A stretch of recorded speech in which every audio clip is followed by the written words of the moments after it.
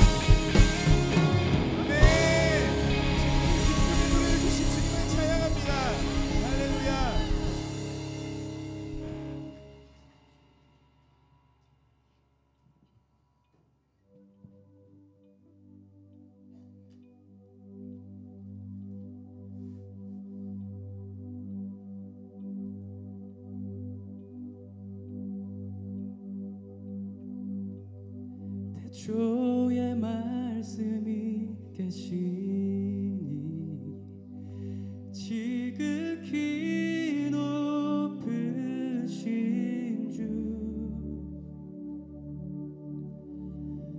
만물의 감추인 주 영광 예수와 나타내셨네. 그 이름 아름답도다. 그 이름 아름답도다. 나의 왕 예수와 그리스도 그 이름 아름답도다. 비교할 수 없네. 그 이름 아름답도다. 예수와 이름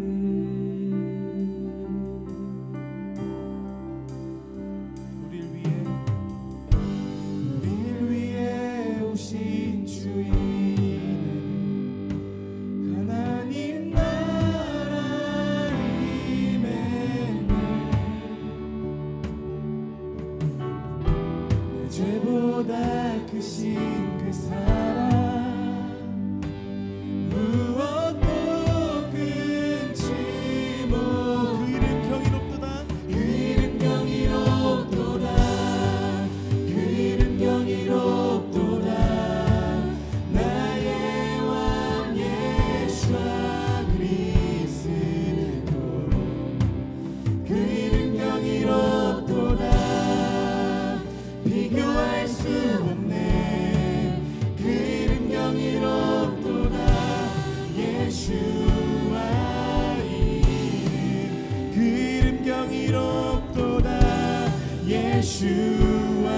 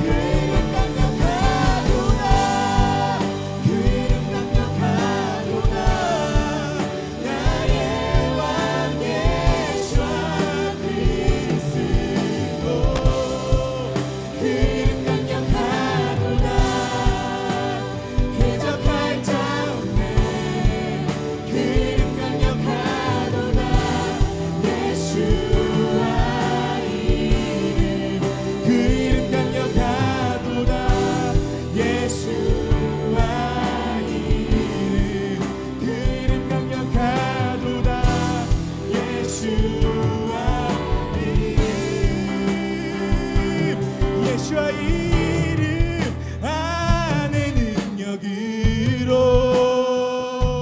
예수와 이름 안에 능력으로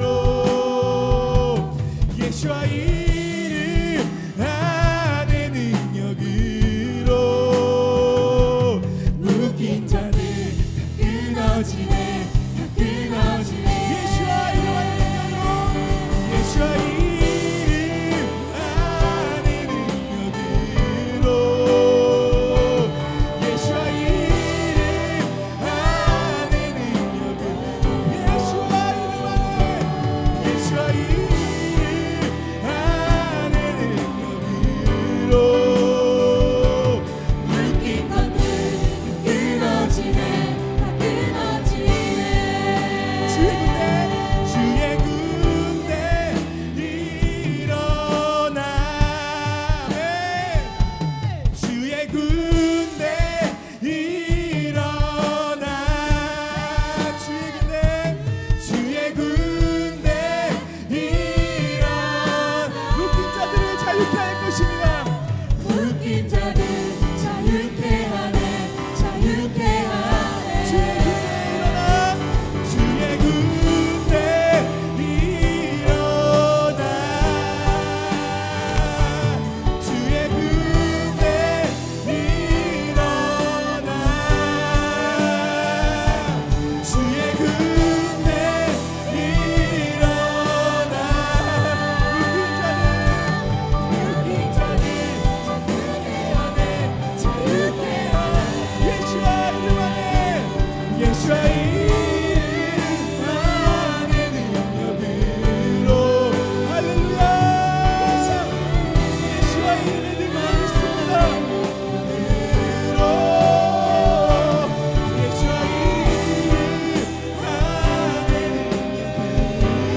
예수와 이름 안에 능력으로 묶인 것들 끊어지네 다 끊어지네 묶인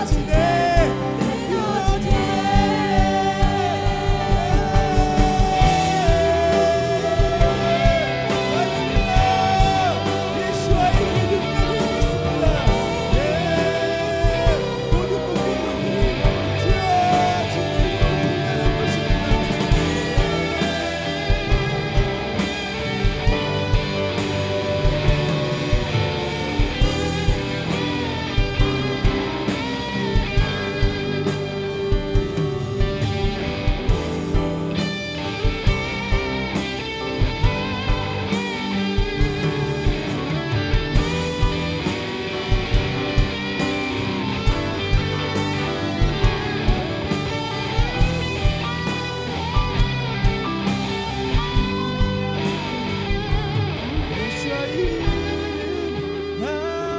능력으로 예수와 이름 안에 능력으로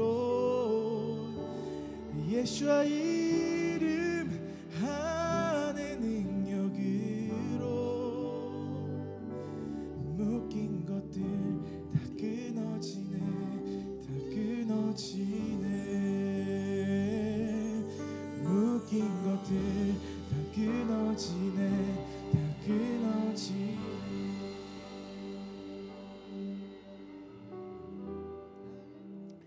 자, 오늘 하나님께서 우리에게 주시는 말씀은 요한복음 9장 말씀입니다. 요한복음 9장 말씀 제가 한 절, 여러분들께서 한 절 그렇게 교독하시겠습니다. 예수께서 길을 가실 때에 날 때부터 맹인된 사람을 보신지라.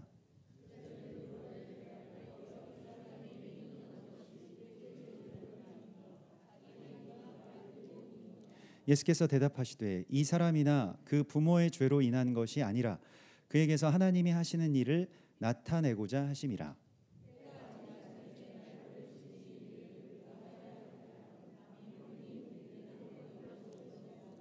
내가 세상에 있는 동안에는 세상의 빛이로라.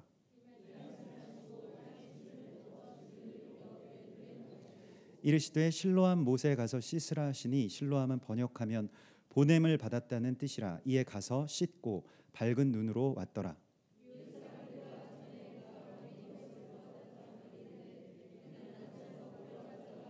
어떤 사람은 그 사람이라 하며 어떤 사람은 아니라 그와 비슷하다 하거늘 자기 말은 내가 그라하니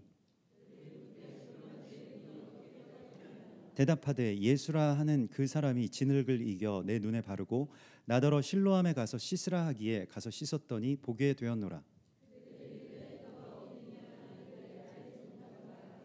그들이 전에 맹인이었던 사람을 데리고 바리새인들에게 갔더라. 그러므로 바리새인들도 그가 어떻게 보게 되었는지를 물으니 이르되 그 사람이 진흙을 내 눈에 바르매 내가 씻고 보나이다 하니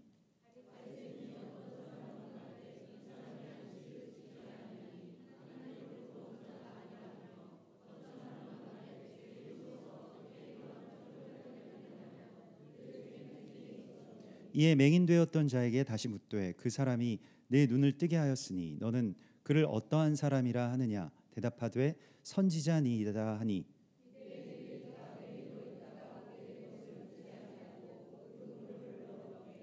이는 너희 말에 맹인으로 났다 하는 너희 아들이냐 그러면 지금은 어떻게 해서 보느냐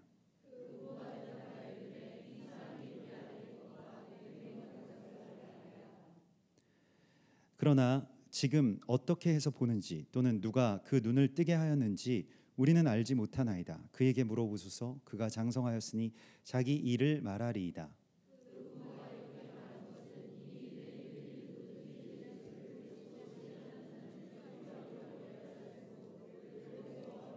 이러므로 그 부모가 말하기를 그가 장성하였으니 그에게 물어보소서 하였더라.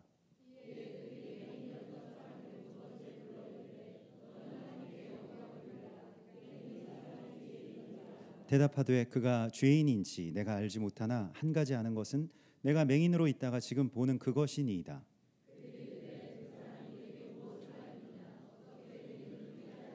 대답하되 내가 이미 일렀어도 듣지 아니하고 어찌하여 다시 듣고자 하나이까? 당신들도 그의 제자가 되려 하나이까? 하나님이 모세에게는 말씀하신 줄을 우리가 알거니와 이 사람은 어디서 왔는지 알지 못하노라.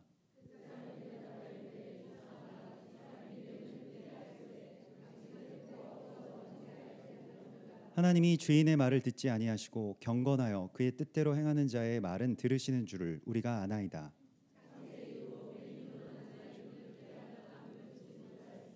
이 사람이 하나님께로부터 오지 아니하였으면 아무 일도 할 수 없으리이다.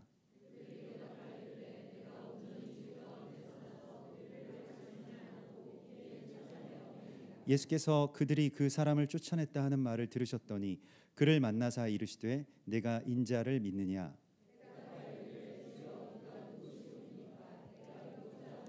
예수께서 이르시되 네가 그를 보았거니와 지금 너와 말하는 자가 그이니라. 예수께서 이르시되 내가 심판하러 이 땅에 왔으니 보지 못하는 자들은 보게 하고 보는 자들은 맹인이 되게 하려 함이라 하시니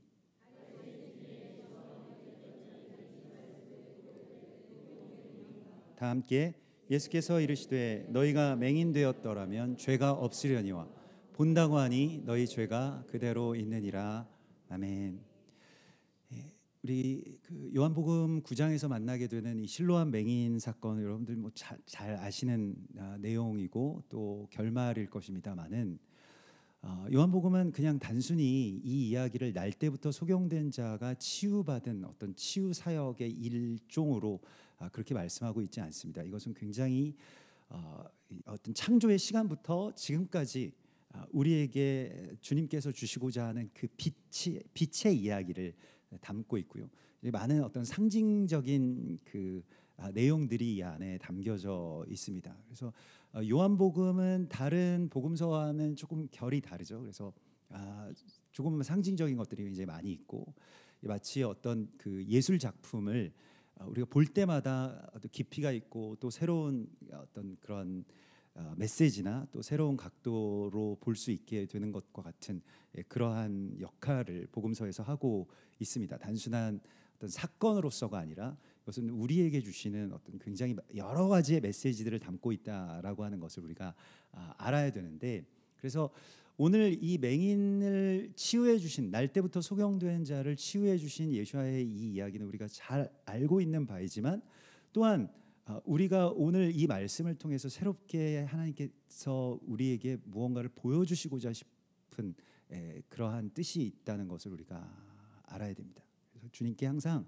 우리가 말씀을 앞에 설 때에는 항상 주님, 제가 지금껏 보지 못했던 것들을 보게 해주십시오라고 하는 그 갈망을 가지고 주님 앞에 나아가야 됩니다. 그러면 주님께서 열어주시거든요.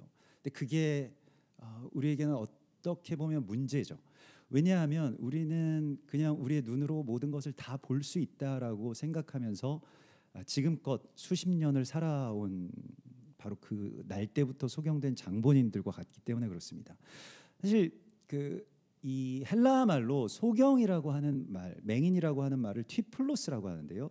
이게 튀플로스라고 하는 것이 튀포에서 나온 말인데 어떤 뜻을 갖고 있냐면 무언가 연기가 끼어서 안 보인다는 뜻입니다. 그래서 원래는 보이는데 연기가 끼었다는 뜻입니다. 그래서 그 튀포라고 하는 그 연기는 주로 자기 기만이나 또 자고함, 내 생각, 나의 어떤 그 확증, 뭐 내 판단, 내 의견 이런 것들로 말미암아서 보이지 않게 되는 상태를 의미하는 것이 이 티플로스라고 하는 소경됨입니다. 히브리어도 마찬가지고요. 히브리어에서 이베르라고 하는 그 히브리어가 이제 소경됨을 뜻하는데 그것도 역시 눈에 어떤 그 가죽이 아직 벗겨지지 않은 상태를 말합니다. 그래서 눈에 어떤 얇지만 굉장히 그 빛을 차단하는 가죽이 덮여져 있어서 보지 못하는 상태라고 이야기를 하죠. 그래서 이 두 단어 모두가 다 무언가 자기가 볼 수 없다는 것을 모르는, 볼 수 없다는 것을 볼 수 없는 소경에 관한 이야기라고 할 수가 있겠습니다. 소경됨이라고 하는 것에 대하여서 여러분들은 이 날 때부터 소경된 자처럼 우리가 인간은 굉장히 적응의 존재이기 때문에 지금까지 그냥 편하게 편하지는 않지만은 지금까지 그냥 뭐 그럭저럭 살아왔습니다. 그리고 그것에 대하여서 내가 뭘 좀 더 보기를 원합니다라고 하는 그러한 갈망을, 그러한 간구를 주님 앞에 가져갈 수 없는 그 상태가 되어 왔다는 것 또한 우리가 알고 있어야 됩니다. 왜냐하면 모르니까요. 모른다라고 하는 것을 모르기 때문에. 그래서 내가 볼 수 없다는 것을 모르게 된 이 불행한 상태의 이 맹인의 모습을 통해서 우리 자신에게 누가 맹인이냐라고 하는 것을 주님이 계속 묻고 계십니다. 실은 이 맹인도 이 소경이면서 예루살렘에 왔다 갔다 하시는 예수와를 뭐 귀는 좋으니까 많이 들었을 것입니다. 그리고 자기 앞으로 이렇게 왔다 갔다 하는 그러한 제자들과의 일행에 있어서, 그러한 행렬에 있어서 자기가 뭐 낫게 해달라고 주님께 나아가거나 이런 적이 없습니다. 그냥 가만히 앉아 있죠. 그리고 동전 몇 푼을 주면 좋겠다, 뭐 이 정도의 어떤 생각을 했던 그러한 그 거린으로서 그곳에 있는 것입니다. 오늘 주님께서는 이 맹인이 맹인됨을 깨닫기를 원하는 것을 이제 말씀을 하시고요. 사실 그 우리 모두에게 주시는 말씀이죠. 날 때부터 소경된 자가 과연 누구냐라고 하였을 때에 소경됨을 깨닫지 못하고 지금껏 살아왔던, 그래서 그것에 대해서 내가 뭔가를 보기를 원한다라고 주님 앞에 한 번도 간청해 보지 못했던 우리의 어떤 상태와 비슷한 한 사람을 우리에게 보여주시고 있습니다. 그래서 주님께서 처음 이 맹인을 통해서 하나님이 하시는 일을 보여주고 싶으시다는 주님의 갈망을 우리가 보게 되죠. 하나님의 하시는 일을 이 사람을 통해서 나타내고 싶다. 이것이 주님이 창조하신 여러분들을 이 땅 가운데 보내신 주님의 뜻일 것입니다. 여러분들의 어떤 그 꿈보다 더 큰 꿈을 하나님께서는 갖고 계시잖아요. 세상을 지으시기 전부터 여러분들 한 분 한 분을 계획하셨다고 성경이 말씀하고 있습니다. 여러분 이 말씀을 믿으십니까? 이 말씀을 믿으신다면 내가 이 땅 가운데 하나님께서 나를 부르신 그 부르심의 뜻이 얼마나 큰지를 알기를 원한다고 주님께 다시 한번 물어야 됩니다.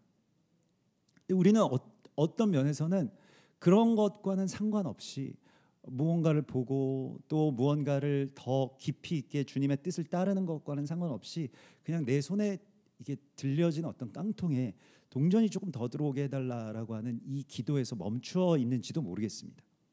어쩌면 우리의 기도가 더 이상 뻗어 나가지 못하고 있는 이유일지도 모르겠습니다. 그래서 무엇이 이렇게 우리가 정말로 보지 못하고 있는 것이 무엇인지에 대하여서 문제는 우리가 알 수 없기 때문에 그것에 대하여서 먼저 알게 해달라고 하는 간구를 주님 앞에 드릴 때 주님께서는 당신의 침을 그 진흙에 이겨서 이렇게 흙에 이겨서 진흙을 만들어서 우리 눈에 발라주시죠. 그래서 이것은 굉장히 불편하고 또 어떤 면에서는 찝찝하고 또 어떤 면에서 답답한 일이 되겠습니다. 이 맹인으로서 맹인됨을 깨닫는다라고 하는 것이요. 뭐 자존심도 상하고 좀 어떻게 보면 좀 불결하기도 하고 실제로 예수께서 맹인들을 많이 고쳐주셨지만 이렇게 고쳐주신 경우는 여기밖에 없거든요. 다 말씀으로 고쳐주시고 깔끔하게 고쳐주실 수 있는데도 불구하고 여기서는 이런 방법을 쓰셨다라고 하는 것 또한 우리가 깨달아야 되는 이야기이죠. 사실 이것은 뭐 상징적으로 보면 율법을 주시는 그러니까 하나님의 말씀 그 입에서 나오는 그 말씀을 우리 가운데 주시는 것과 같습니다. 율법으로는 우리가 맹인되었음을 깨닫는 것입니다. 또 이 로마서 3장 20절에 보면 율법으로는 그러므로 율법의 유익은 무엇이냐면 우리의 죄를 깨닫는 것이라고 되어 있습니다.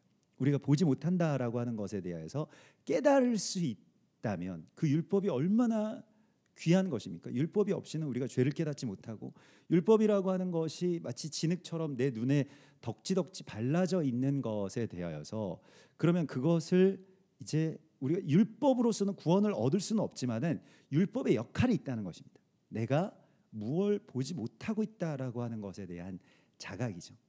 그래서 우리가 율법 앞에 들어갔을 때에 내가 이때까지 이렇게 맹인으로서 살아왔구나라고 하는 것을 알게 된다는 것이죠.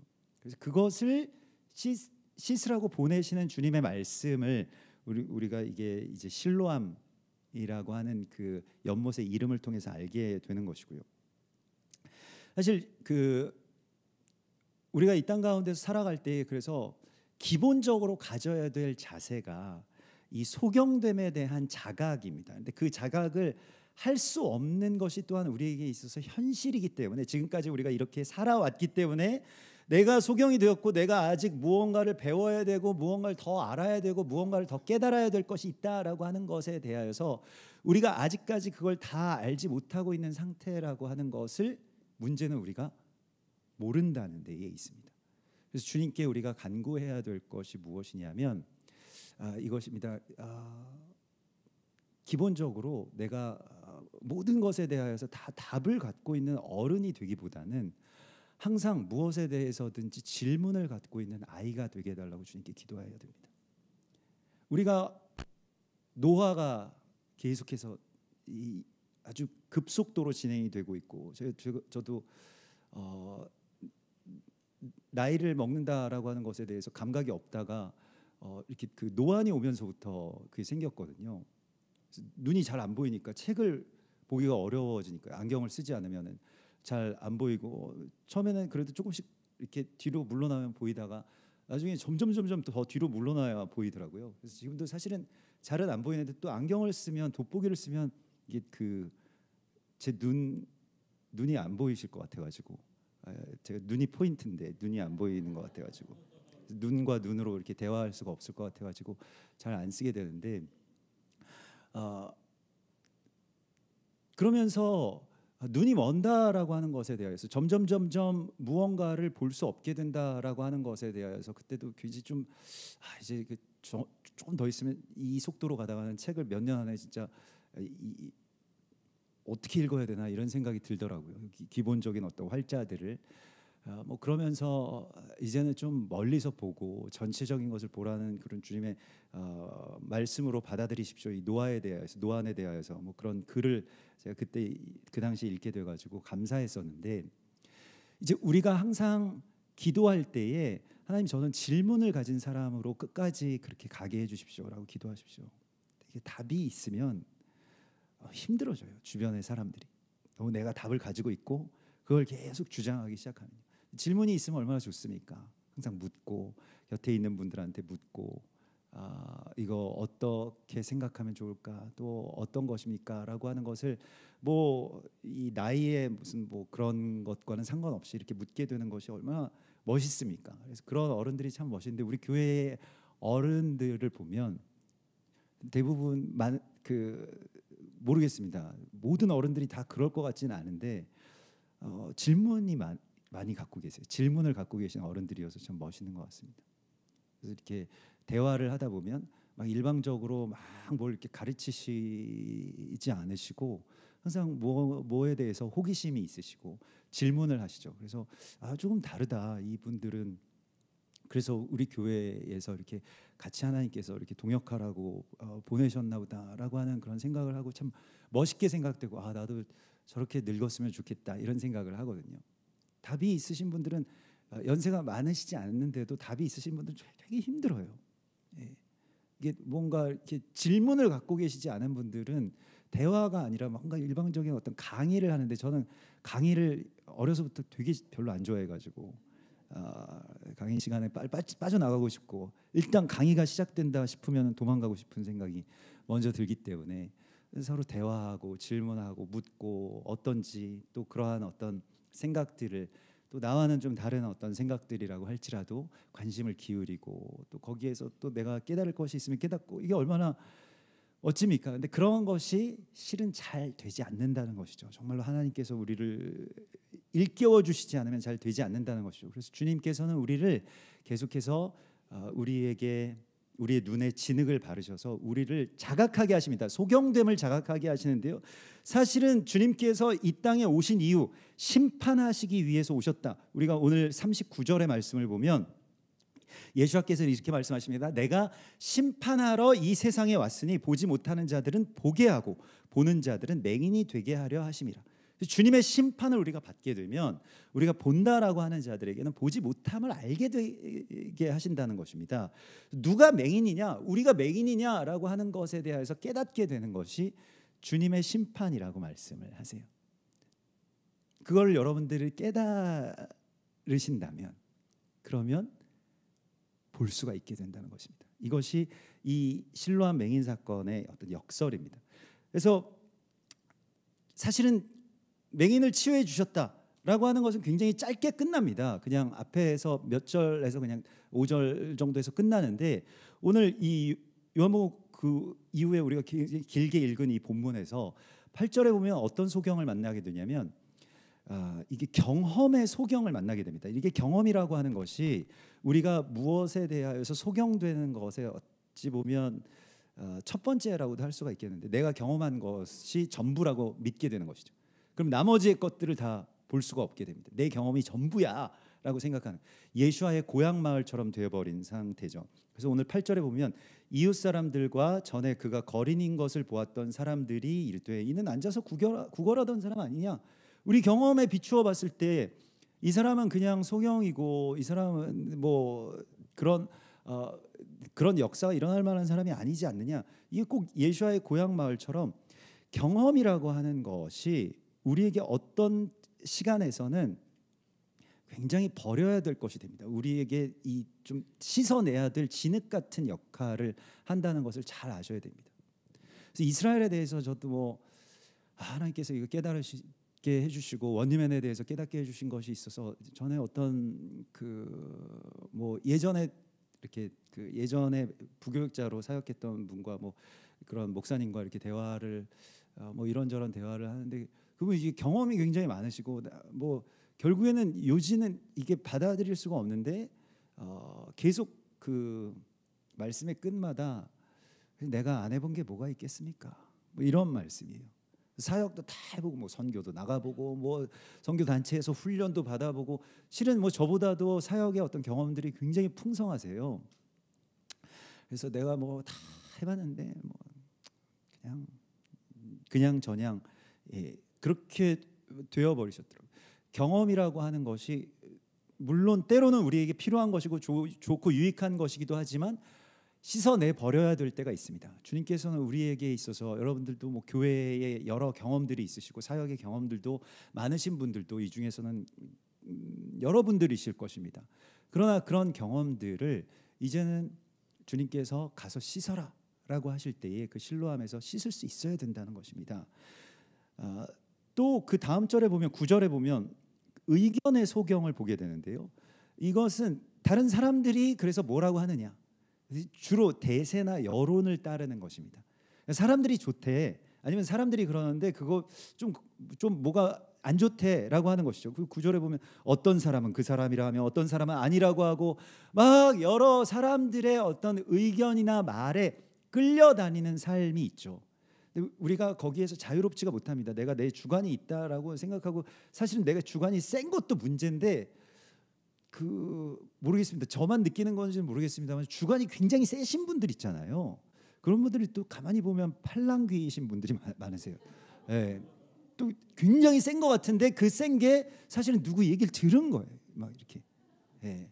그래서 막 혹해가지고, 근데 막 이거 내 의견이야 이렇게 착각하시는 경우인데, 사실은 그러한 것들에 대해서 우리가 계속해서 어떤 사람이 누구에게 뭐라고 이야기를 하느냐, 이게 마지막 때의 현상이라고 예수께서 말씀하시거든요. 누가복음 17장 23절에 보면 사람이 너희에게 말하되 보라 저기 있다 보라 여기 있다 하리라, 그러나 너희는 가지도 말고 따르지도 말라. 사람들의 어떤 말들에 막 이렇게 따르는 어떤 습성들이요, 그것이 아니고 말씀이 우리에게 어떻게 말씀을 하시는가 라고 하는 것에 대하여서 우리가 묻고, 주님이 나에게 어떻게 말씀하시는가에 대해서 또한 우리가 물을 수 있어야 됩니다. 그래서 이게 어떤 뭐 여론이나 대세나 사람들의 소문이나 이런 것들을 이제 따르는 것의 어떤 소경됨을 주님이 오늘 우리에게 보여주시고 있고요. 이 소경들의 어떤 군상들을 통해서 우리에게 보여주시죠. 또 바리새인 중에 어떤 사람들은 관습의 소경들인데 왜 안식일에 이 일을 했느냐, 이게 계속 따라붙는 이야기예요. 예수께서는 물론 평일에도 하셨겠습니다마는 안식일에 일부러 이런 일을 저는 의도적으로 했다라고도 생각을 하는데, 안식일에 계속 이런 일을 일으키십니다. 이런 치유의 사건들을 행하시는데 그때마다 바리새인들이 그게 걸려요. 무엇이냐면 우리가 이때까지의 안식일을 지키는 관습 안에서는 맹인을, 날 때부터 소경된 맹인인데 꼭 안식일에 하셔야 되냐, 맹인을 치유해 주시는 것도 안식일 피해서 하셔야 된다라고 생각하는 사람들입니다. 근데 이것에 대해서 우리는 좀 이해가 되지 않는다고 할지라도 우리는 우리 나름의 어떤 관습에서 자유롭지가 못합니다. 우리의 어떤 속성들이 있죠. 관성들이 있죠. 예수를 믿던 속성들이 있습니다. 그래서 예수아의 이름도 예수아라고 부르는 것도 이상하잖아요. 이거 이상하지 않냐? 아니, 예수아의 이름이 예수아인데 아버지의 이름을 아버지라고 부르지 못하는 것과 비슷하게 예수아라고 나와 있는 그 이름을 예수아로 발음을 한다라고 하는 것에 대하여서, 아니 기독교, 한국 기독교가 예수라고 하니까 예수라고 합시다 이렇게 이야기를 하잖아요. 그러면 야소라고 하시죠. 야소. 예전에 그 전에 야소라고 한 적이 있었거든요. 한자가 이 야소 이렇게 번역했기 때문에. 근데 이제 우리가 예수아라고 하는 이유에 대하여서 이제 여러 번 말씀드리지 않았습니까? 그래서 이게 우리가 이제 시진핑을 습진평이라고 그렇게 말하지 않는, 원래는 예전에는 그랬어요. 마오쩌둥을 모택동이라고 부르던 시대, 연세 있으신 분들은 다 아시죠? 90년대에 바뀐 겁니다. 이게 외교 라인이 생기게 되면서요, 외교 관계가 이루어지면서, 그 전까지 관계가 없을 때는 우리 편한 대로 다 한자잖아요. 그래서 모택동, 습진평 이렇게 불렀다는 것입니다. 근데 왜 그렇게 안 부르느냐? 이제는 그 사람들과 우리의 실제적인 관계가 생겨서 그 사람들이 통용하는 말로, 여러분들도 여러분들의 그 이름에서 한 글자만 틀려도 되게 이상하게 들리거든요.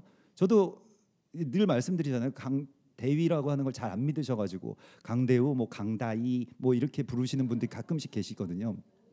꼭 제가 강대위입니다. 대위 맞아요. 그 대위 맞습니다. 이렇게 말씀을 드리는데, 아무튼 이름을 그 이름으로 부르는 것은 그 관계에 있어서의 어떤 존중이죠. 예수아의 이름을 예수아로 부르는 것이죠. 그래서 그냥 존중으로서 부르는데, 이거 이상한 것 같다, 이상한 종교처럼 느껴지고 우리의 예수님이 아닌 것 같다. 이게 우리가 오랫동안 관습적으로 이렇게 살아왔기 때문에 벗어나기가 사실 쉽지 않습니다. 절기에 대해서도 마찬가지죠.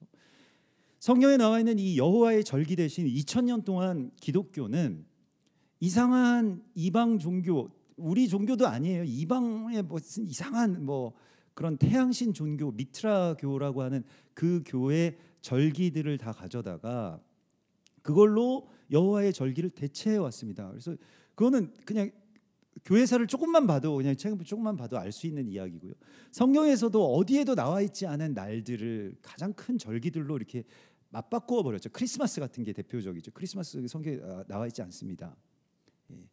12월 25일 뭐냐라고 하면 태양신의 아들이 뭐 태어난 날이래요. 뭐 부활절도 마찬가지고, 뭐 춘분 후 첫 번째 만월 뒤 첫 일요일 뭐 이런 식으로 계산하는 그 부활주일도 마찬가지죠.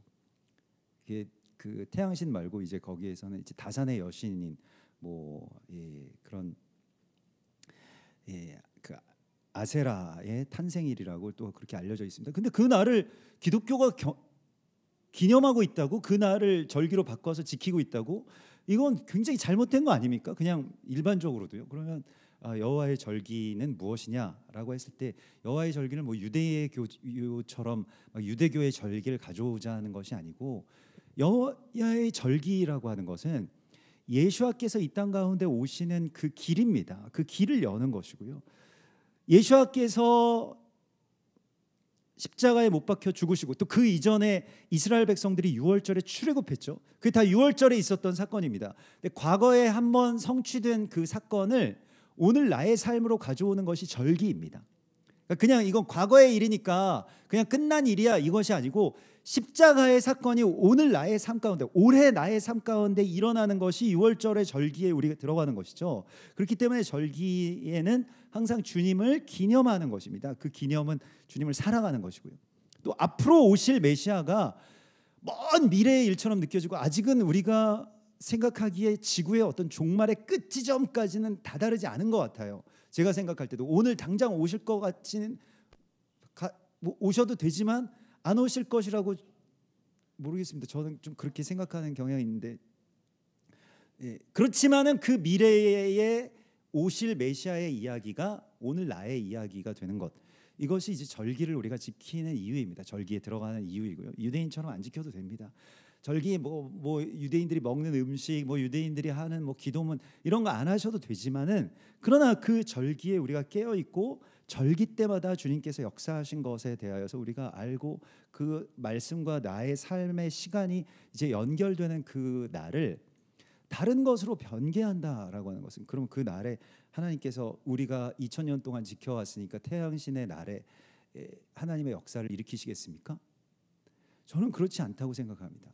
그러나 관습에 오랫동안 익숙해져 있던 우리들은 실은 그런 것에서 빠져나오기가 상당히 어렵다는 것입니다. 여러분들이 뭐 저는 이제 저도 한세사랑교회에 오신 분들은 그래도 다 뭔가 그런 것에 대해서 마음이 열렸다라고 생각하지만은, 절기 지나고 나면 또 이거 아무래도 아닌 것 같아요라고 하면서 이제 좀 힘들다 뭐 이런, 그래서 또 떠나시는 분들도 계시고 그렇습니다. 이게 좀 이상한 것 같다, 좀 유대교인 것 같다, 이러한 그래서 이게 설명의 영역은 아니고 어떤 때에 대한 이야기라고 저는 믿기 때문에, 또 그러면 언젠가 하나님께서 열어주시는 때가 되면 우리 같이 절기 때 같이 기쁨으로 나아갑시다 이렇게 말씀은 기약은 합니다만은, 사실 좀 많이 또 그런 것들에 대해서 같이 함께 나아가지 못하는 것이 좀 어떤 면에서는 답답함이 있죠. 근데 우리가 관습에 소경이 된다라고 하는 것에 있어서 우리도 모르는 사이에 우리가 익숙해진 것들이 전부라고 생각하는, 그게 정통이라고 생각하는 그 생각에서 벗어나야 된다는 것입니다. 근데 거기서 벗어나게 되면 삶이 많이 달라집니다. 사실은 이게 모든 것이 내 경험, 내 관습, 내 생각 이런 것을 중심으로 해서 돌아갔던 세계가 그렇지 않을 수도 있다라고 하는 것을 깨닫게 되는 순간부터 삶은 굉장히 새로워지는 거예요. 꼭 굳이 이렇게 살지 않아도 되는구나. 사람들의 생각대로, 사람들이 이때까지 살라고 강요해 왔던 대로 꼭 그렇게만 사는 것이 정답은 아니구나라고 하는 어떤 세계관의 이동까지 우리가 들어가기 위해서는 이런 모든 소경됨에 대하여서 우리가 자각해야 되고 씻어낼 수 있어야 됩니다. 마지막으로 소경됨의 그 마지막 시험대가 무엇이냐면 이 자존심의 소경인데요. 여기에서 27절, 28절에 보면 그 거지 그 맹인에게 계속 묻습니다. 또 불러다가 물어요. 취조하듯이. 이거 어떻게 네가 보게 됐느냐라고 하는 것을 묻는데 내가 이미 말했는데 듣지도 않았다가 다시 어찌하여 다시 듣고자 하나이까 라고 하면서 그 소경 거지가 자존심을 긁습니다. 당신들도 그의 제자가 되려 하나이까. 이게 제일 무서운 고비거든요. 근데 그 사람들이 폭발합니다. 이 종교 지도자들이요. 여기서 폭발하죠. 그래서 거기서 막 욕을 하여 이르되, 예. 욕은 이렇게 번역을 하진 않았습니다만 욕을 하여 이르되, 야! 지금 우리한테 누구 제자가 된다. 지금 우리가 지금 모세 제자야, 모세 직계 제자야, 막 이렇게 되어가고 있는 거예요. 근데 이게 되게 우스꽝스럽고 막 그렇지만은 지난주에 고라당의 이 반역 사건, 이 토라 포션을 보면서 계속 이 말씀을 남들에게 적용시키면 안 된다라고 하는 강한 마음을 받았습니다. 제가 사실 이 말씀을 이렇게 뭐 어떤 리더가 된다던가 아니면 뭐 저처럼 뭐 목회자가 된다던가 하면 이렇게 다른 사람들한테 적용시키고 싶은 유혹이 있거든요. 그 미혹이 있거든요. 그런데 이것에 대해서 내가 받아들여야 될 어떤 부분이 있다라고 하는데 결국에는 이 말씀에 대하여서 오늘도 여기에서 이 자존심의 소경이 된 이 바리새인들과 종교 지도자들의 모습이 저랑 비슷한 것 같더라고요. 어느새 저도 답만 많이 갖고 있는 노인이 된 것은 아닌가. 계속해서 묻고 배우려고 하는 생각, 누구의 제자가 된다라고 하는 그러한 생각들, 누구 앞에서 내가 오랫동안 제가 경험이 있고 제가 뭐 이제 우리 뭐 그 교회에서 한 12년 동안 토라를 공부했고 뭐 한세 사람을 알고 목회자로 지난 20년 동안 그 계속해서 살아오고 말씀도 가르치고 여러 가지 경험이 있다. 뭐 이런 것들이 어느새 내가 자존심의 소경이 되도록 하지 않았는가. 그 자존심 때문에 무언가를 새롭게 배워야 되고 깨달아야 되고 또 무언가를 고쳐야 된다라고 하는 거 그런 말을 듣지 못하는 상태가 아닌가. 이런 것들에 대해서 토라를 통해서 이제 다시 한번 깨닫게 됩니다. 이거 빨리 씻어내야 된다. 더 이상 이렇게 굳어버리기 전에 이렇게 굳어버리게 되면 정말 좋지 않을 것 같아요. 그래서 어떻게든 물어보려고 하고 어떻게든 의견을 구하려고 하고 어떻게든 강요하지 않고 나의 어떠한 생각과 판단과 확정된 마음이라고 할지라도 그것을 누구에게 고집하지 않는다라고 하는 것이죠. 그게 이 자존심의 소경에서 벗어난 자들의 자유입니다. 이것을 위해서 주님께서는 우리를 그 진흙을 바르셔서요. 토라라고 하는 것이 우리를 더 이러한 것들을 자각하게 하시거든요. 우리가 이런 어떤 경험의 소경, 이런 어떤 자존심의 소경, 이런 나의 뭐 세상 사람들의 어떤 의견의 소경, 누가 이렇다더라 저렇다더라 이런 모든 것들이 우리 눈을 가리고 있는 것에 대하여서 주님께서는 오늘 우리를 보내십니다. 그래서 실로암으로 가라 하고 말씀하시죠. 실로암은 히브리어로 샬라흐에서 나온 말입니다. 샬라흐, 보내다, 떠나 보내다라는 뜻이에요. 그 출애굽기에 우리가 이게 샬라흐가 들어가는 토라 포션의 제목 두 가지를 알고 있는데 출애굽기 13장 출애굽기 13장 17절에 보면 그 베샬라흐라고 그 바로 왕이 이스라엘 백성들을 보낸 후에 다시 후회해서 군대를 끌고 추격하는 그런 장면들이 나오게 됩니다. 그래서 그 백성들을 보낸 후에라고 할 때 베샬라흐가 나오게 되고요. 그러니까 이게 떠나보내기가 되게 어려운 거예요. 우리가 또 지난주에 우리 그 지지난주 토라 포션이죠. 이제 민수기 13장에 이 샬라흐 레카라고 해서 그 정탐꾼들을 보내는 그 파송의 이야기가 나왔는데 사실 그런 모든 것들에서 보낸다라고 하는 곳이 샬라흐고 이게 슐로 그 슐로에서 슐로암이 나온 것입니다. 그래서 슐로, 샬라흐 이게 다 보내심을 받다라고 하는 뜻이고요. 예루살렘 성전에서 그냥 우리가 걸어가도 그 기혼샘을 막아서 실로암이 이렇게 생긴 것인데 거기가 엄청난 각도의 어떤 천혜의 요새입니다. 예루살렘이. 그래서 성문 밖으로 나와야 돼요. 성벽 바깥에 그 샘이 있었기 때문에 이거 샘을 그래서 길을 돌리자라고 해서 샘에 물을 막고 거기에 물을 이렇게 그 비축하도록 이렇게 그 수로를 건설한 것이 히스기야 왕 때입니다. 그래서 히스기야 터널이라고 하는 그 히스기야 터널까지 가는데 예루살렘 가보신 분들은 거기서 아주 깎아지른 듯한 그 가파른 길을 내려가야만 거기 가게 되고요. 뭐 우리가 오늘날의 길이 잘 정비되어 있고 계단도 잘 만들어 놓고 해서 각도도 조금 완만하게 해놓은 길도 가다 보면 그런 생각이 듭니다. 이거 나중에 못 올라갈 때 어떡하지? 이런 생각이 들 정도로 힘들어요. 거기가 예루살렘 고산지대이고 굉장히 덥고 한참을 예루살렘 그 성 안에서 한참 걷다가 이제 가기 때문에 다리가 이미 풀려 있습니다. 그리고 다들 막 제가 항상 이렇게 뭐 가이드 없이 대부분 제가 막 인솔해서 가면 그때부터 막 짜증이 밀려오는 게 막 보입니다. 성도분들이. 저도 짜증이 나는데 성도분들 막 짜증 나고 왜 우리를 막 여기까지 막 이러한 그 원망의 어떤 표정이나 실제로도 제가 한두 번은 들어봤던 것 같아요. 왜 여기 가야 되느냐 막 이런 각도 너무 해가지고 막 다 만사가 이제 귀찮은 거예요. 거기 가도 뭐 실로암 가도 막 물도 별로 없어요. 막 다 말라가지고 막 그래서 거기까지 왜 또 가서 도착한 줄 알았는데 또 거기서 한참 내려가야 되거든요.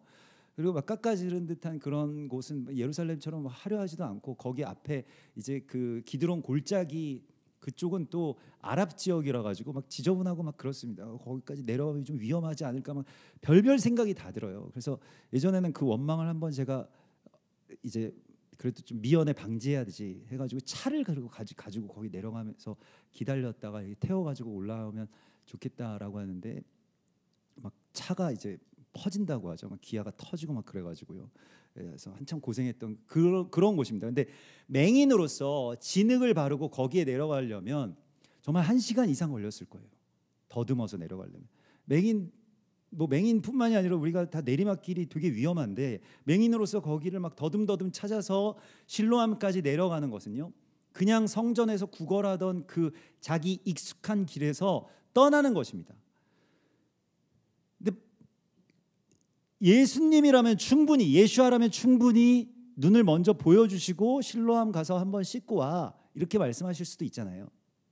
근데 그러지 않으시고 완전 맹인인 상태에서 완전 맹인 중에 맹인인 상태에서 맹인을 자각하면서 거길 내려가게 하셨습니다. 거기에 보내심을 받은 거예요. 그래서 우리가 항상 이제 주님의 어떤 기적이 일어나는 그 장소와 그 시점은 언제냐면 주님의 일이 먼저 일어나고 그 다음에 뭔가 눈이 열리고 길이 열리고 뭐 이제 그러한 것이 아니고 먼저 우리가 순종해서 거기까지 가면 그 다음에 눈이 밝아지게 됩니다. 근데 이 원리를 잊어서는 안 됩니다. 여호수아서 3장에 봐도 요단강을 건너가는 그 이스라엘 백성들의 이야기 가운데서 요단강이 어떻게 갈라지게 되냐면 요단강은 먼저 갈라진 다음에 이스라엘 백성들이 건너간 게 아닙니다. 요단강에 먼저 제사장들과 레위인들이 언약궤를 메고 들어가라. 근데 떠내려갈 수도 있거든요. 당시 유속이 빠르고 가장 물이 불었을 계절이기 때문에. 그런데 들어가서 발에 물이 잠기면 요단강 물이 그칠 것이다. 주님께서 말씀하신 거죠. 실로암도 마찬가지입니다. 눈을 보여줄 테니 실로암까지 가라 이렇게 말씀하신 게 아니에요. 안 보이는데 가면 열린다는 것입니다. 이 순서와 이 원리를 여러분들 놓치지 마십시오. 이거 꼭 기억하셔야 됩니다. 그래서 무언가 다 열리고 다 깨닫게 되고 사람들도 다 그렇다고 이야기를 하고 가야 되는 것에 대하여서 주님께서 몇 번이고 확증을 주시고 말씀 주시고 막 열어주시고 막 모든 것들이 다 그런 사인으로 충만해서 가게 되는 경우보다 그렇지 않은 경우에 주님께서 가라라고 하실 때에 갈 수 있는가, 이것을 주님이 오늘 묻고 계십니다. 대부분의 기적은 이때에 일어나게 되거든요. 갈 바를 알지 못하는데 일단 순종해서 가면 거기에서 무언가가 열리게 됩니다. 이번에 일본 다녀오신 분들이 그러시더라고요. 일본은 갑작스럽게 막 가시게 되는데 뭐 저도 마찬가지고. 근데 그 전까지는 일본에 대해서 뭐 하나님이 뭐 그런 마음들이 있으시겠지, 그런 걸 우리가 뭐 의심하지는 않았지만 구체적으로는 잘 몰라요. 근데 가서 그 땅에 엎드리고 기도하기 시작하니까 그 마음이 열립니다. 그 눈이 열리게 되는 것이죠. 일본을 향한 주님의 어떤 시각이. 이스라엘도 마찬가지고요. 또 이번에 가는 대만도 마찬가지고요. 잘은 우리가 모르죠. 그러나 주님께서 가라고 하셔서 그곳에 가면 거기서 어떤 일이 일어납니다. 그게 기적입니다. 근데 기왕에 우리가 예수와를 믿고 여러분들 여기까지 오셨는데, 기왕에 이것도 사실은 되게 불편한 일이거든요. 막 그 진흙이 막 눈에 발라져 있다는 것은, 여기까지는 우리가 발라져 있는데 주님께서 기왕에 뭐 말씀으로 토라로 여러 가지 것들을 해서 우리 발라주셨는데, 그러면 실로암까지 한 번은 가야 되지 않겠습니까? 가는 것이죠. 주님 말씀하신 대로 순종해서. 그러면 거기서 어떤 일들이 일어날지에 대해서는 우리가 다 알지 못하지만, 이 날 때부터 소경되었기 때문에 본다라고 하는 감각을 모르기 때문에 갈망도 별로 없는 거예요. 그러니까 어떻게 이게 할 수가 없어요. 어떻게 막 설명을 해가지고 그래 뭔가 보는 게 있는데 그걸 막 보면서 어떻게 우리가 다 할 수 있어라고 하는 것에 대해 설명이 안 돼요. 일단 봐야지 그게 열리게 되는데, 그것은 가야지 그 역사가 시작이 됩니다.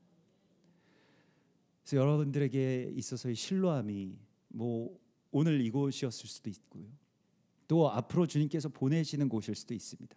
근데 주님께서는 여러분들을 파송하시고자 하십니다.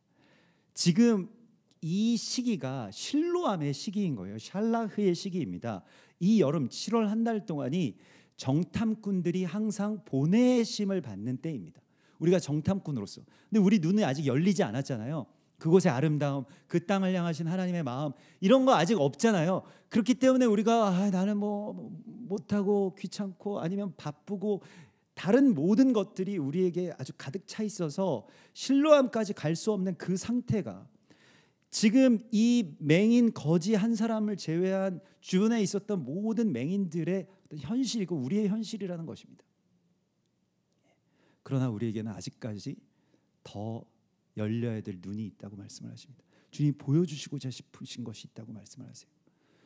여러분들, 그 주님의 갈망에 우리가 다 알지 못하더라도 순종하면 열립니다.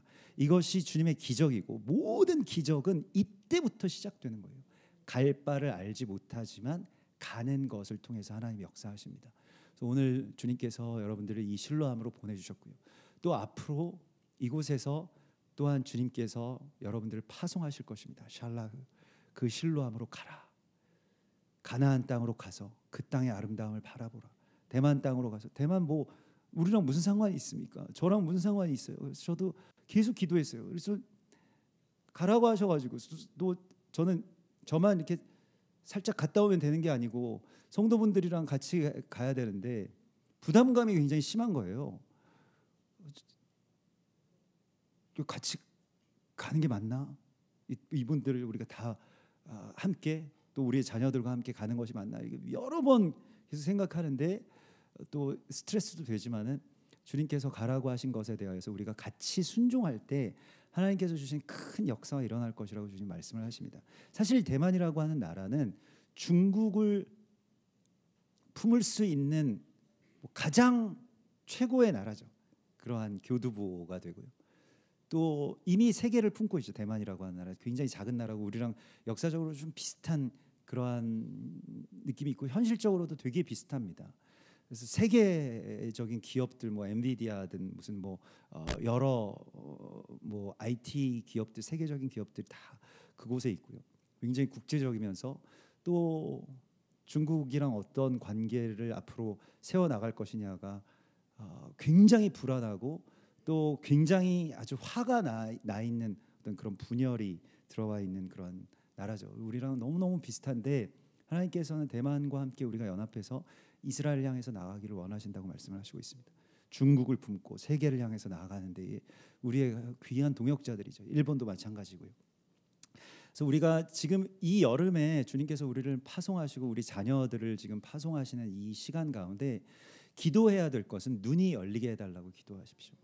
무언가 우리가 보지 못했던 것들, 나에 사로잡혀서 내 경험과 내 주관과 내 생각과 나의 것에 사로잡혀서 열리지 못했던 그 눈을 열어주셔서 보기를 원합니다라고 할 때 주님께서 여러분들 한 분 한 분의 눈을 여시고 새로운 하나님의 나라를 보게 해주실 것이라고 믿습니다. 우리 같이 기도.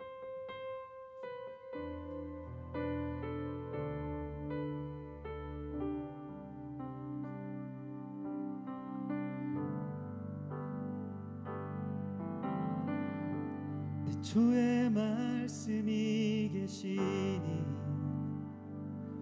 지극히 높으신 주 만물의 감추인 주 영광 예수와 나타나셨네. 그 이름 아름답도다. 그 이름 아름답도다. 나의 왕 예수와 메시아. 그 이름 아름답도다. 비교할 수 없네. 그 이름 아름답도다. 예수와 이름.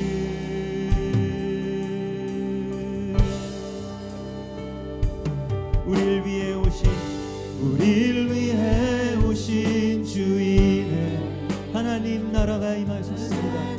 나라 임했네. 내 죄보다 크신 그 사랑 무엇도 끊지 못해. 그 이름 경이롭도다.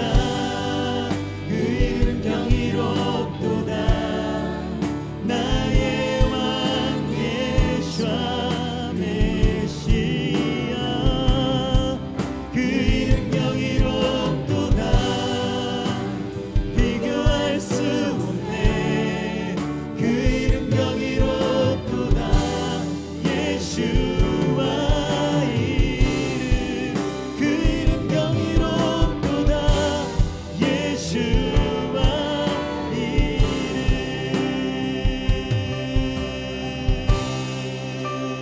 죽음 이긴 위장 찢었네. 죄와 무덤 잠잠케 해. 고난을 외쳐 영광 찬양해. 예수와 다시 사셨네. 맞설 자 없네. 맞설 자 없네. 이길 자 없네. 영원히 다스리는 주. 모든 나라와 모든 영광과 모든 이름 위에 이름. 그 이름 강력하도다. 그 이름 강력하도다. 나의 왕 예수와 메시아. 그 이름 강력하도다. 대적할 자 없네. 그 이름 강력하도다. 예수와 이름. 그 이름 강력하도다. 예수와 이름. 그 이름 강력하도다. 예수와